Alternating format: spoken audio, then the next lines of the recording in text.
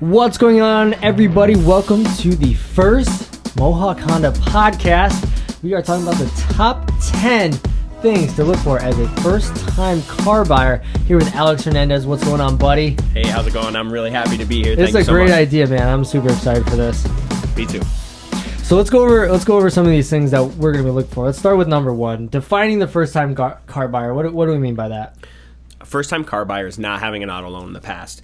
So even though you may have purchased a vehicle, this is very specific to buying or leasing a vehicle and not have done it before, having not done it before. Gotcha. So never having an auto loan. You may have bought a vehicle off of Craigslist for cash out, but we're talking about specifically going to a dealership and buying a car for the first time. Cool. Correct, yeah. So number two, having little or no credit. Things to think about. What do you mean by that?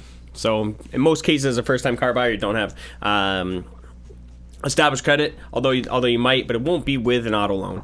So this is going to be something that would be very unique in terms of the way a financial institution will look at an application.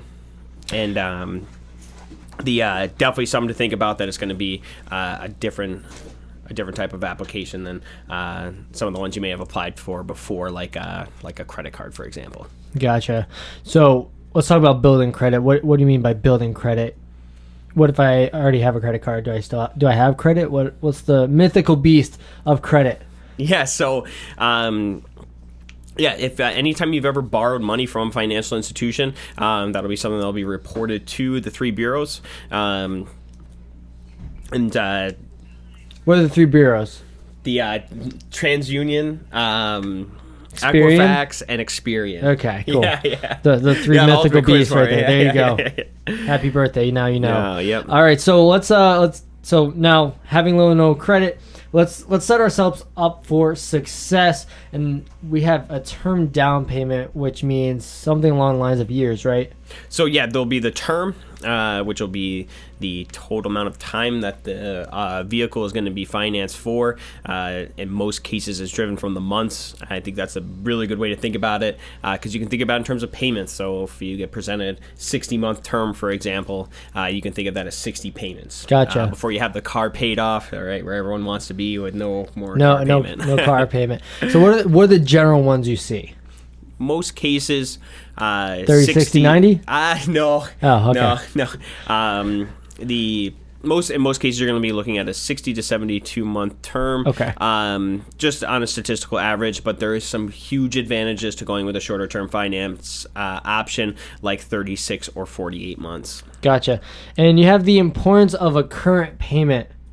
What do you mean? I have a payment already? What do you mean? So as a first-time car buyer, make sure that you're focusing on affordability. You want to make sure that it's something that you'll start your track record for all of your auto loans in a positive light. So definitely take advantage of the resources that are available. Like most financial institutions will offer auto payments, and the key to first-time car buyers, make sure it's something that's affordable for you, and make sure that you have a plan to make sure that payment's always paid on time. So for anyone who doesn't know what an auto payment is, you can literally just have the bank set up a date, and you can actually set up the time on some of them, but you can set the date that you want the bank to take the payment out of your bank, per se, your account, right, without having to worry about it. I do this a lot. I like it.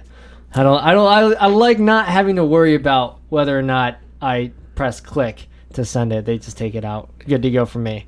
So let's set realistic expectations. We're moving on to number 4, which is realistic expectations as a first-time car buyer.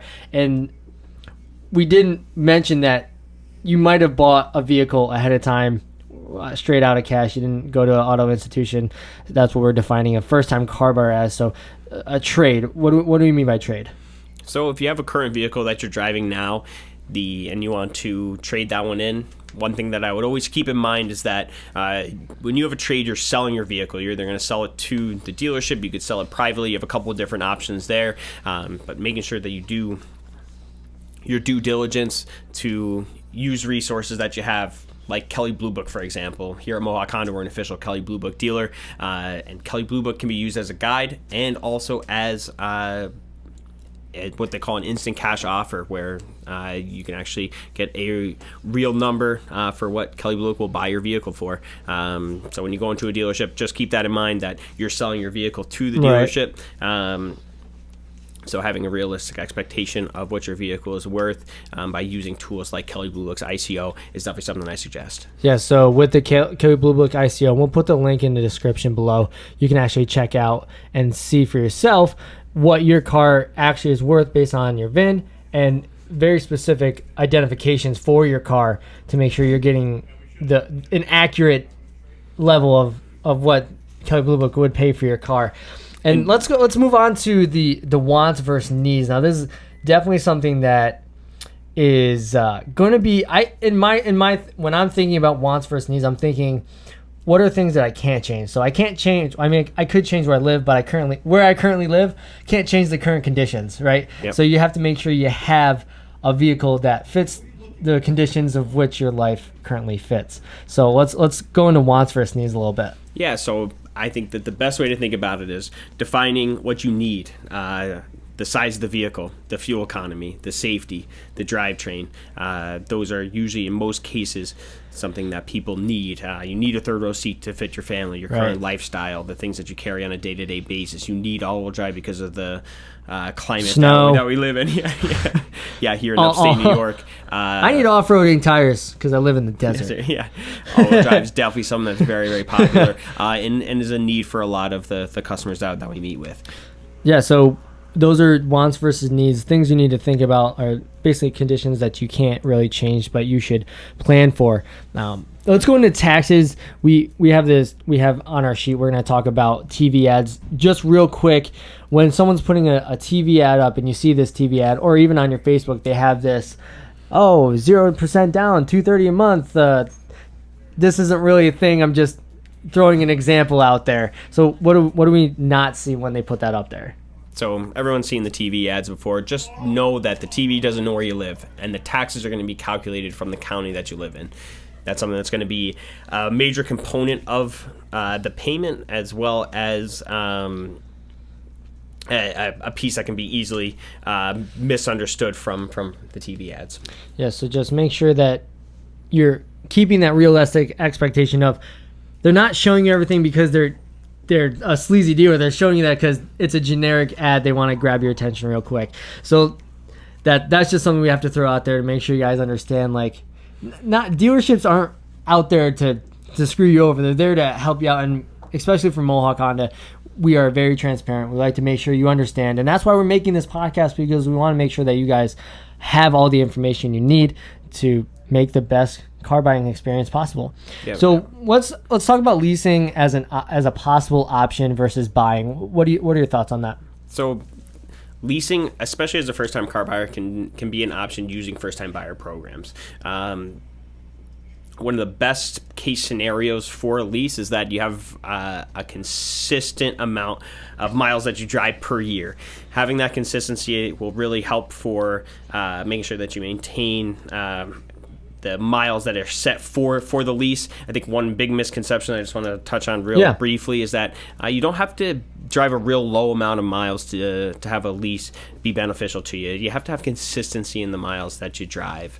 The best way to think about a lease is that you're paying for the expected depreciation over a set amount of time. The benefit to that is that you aren't putting yourself in a situation where the market value of the vehicle 3 years, 2 years, 4 years from now is going to be a component of your next vehicle that you purchase. So a lot of options with a lease. Definitely come in, have an open mind about it, talk to one of the sales professionals about potentially leasing, because you might find a lot of value in it. Yeah, there's pros and cons to both, and pros and cons to both leasing versus buying, and we'll definitely make a video on that. But that's number 5, is make sure you keep an open mind about having a possible lease rather than just buying the vehicle flat out.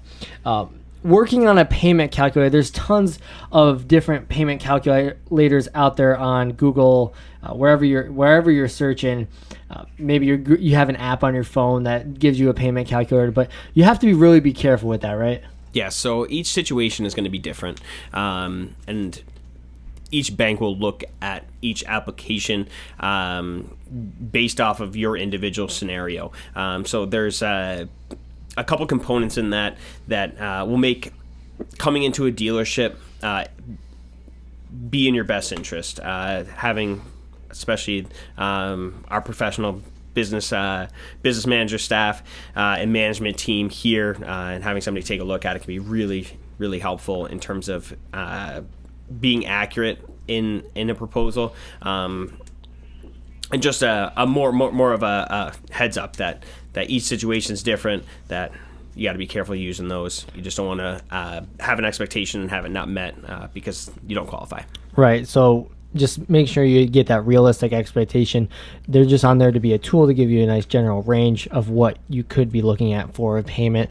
Now, when you're going into setting for realistic expectations, you have to prepare for unexpected events. So when you're buying a vehicle, you have to make sure that you understand that things can go wrong. They create insurances for that and different things like that. So how can we prepare for unexpected events? So there's a lot of ways to protect. Give me a 1 minute snippet of how we can do that. The first piece I would say is evaluate the options for protecting your vehicle.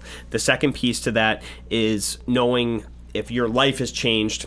Say, for example, the amount of miles that you drive per year has changed dramatically, where that's going to put you in, or what situation that's going to put you in down the road, and knowing your options to prepare for them. So, for example, paying a little bit extra on the principal each month if you increase your miles the miles that you're driving will help you stay in an equitable situation, even if you did set yourself up for success from the beginning.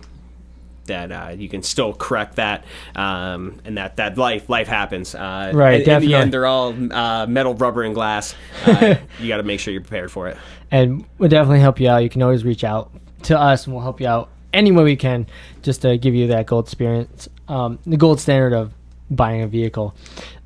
When you're buying that vehicle, we're talking about making it affordable, finding you the right car, making it affordable. You have to have that realistic. We're going back to that realistic expectation, but this is number 8. You have to make sure that you are calculating for paying insurance, because you need to have insurance in order to have a vehicle. Yep, and it will be something that will be full coverage as well. So just when you are calculating your monthly obligation and what's affordable for you, don't forget about insurance. It's something that's easily looked over. Definitely make sure you look at that insurance.